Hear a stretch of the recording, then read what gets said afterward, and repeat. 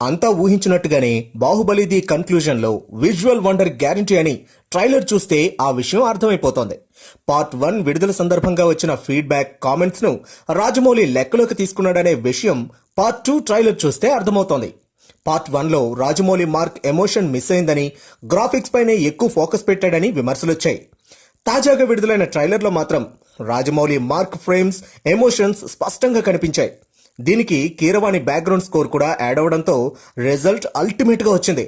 Part 1 ఇప్పటికే అంతా చూసేశారు కాబట్టి నటీనటుల లుక్ పరంగా పార్ట్ 2లో ఫ్రెష్నెస్ ఏమీ కనిపించదు. కాకపోతే బాహుబలిని కట్టప్ప ఎందుకు చంపాడనే ప్రశ్నకు సమాధానం తెలుసుకోవాలనే ఉత్సుకతను మాత్రం ఈ ట్రైలర్ మరింత పెంచింది. ఎందుకంటే నువ్వు నా పక్కనున్నంత వరకు నన్ను చంపే మగాడు ఇంకా పుట్టలేదు మామా అంటూ ప్రభాస్ చెప్పే డైలాగ్ను ట్రైలర్లో పెట్టి టెన్షన్ను మరింత పెంచేశారు. తనను ఇంతలా నమ్మిన బాహుబలిని కట్టప్ప ఎందుకు చంపాడనే క్యూరియాసిటీ ఈ ట్రైలర్తో మరింత పెరిగింది. దీంతో పాటు పార్ట్ 2లో తమన్నకు పెద్దగా సీన్ లేదని, డామినేషన్ మొత్తం అనుష్కదే అనే విషయాన్ని కూడా ట్రైలర్తో చెప్పకనే చెప్పేశారు.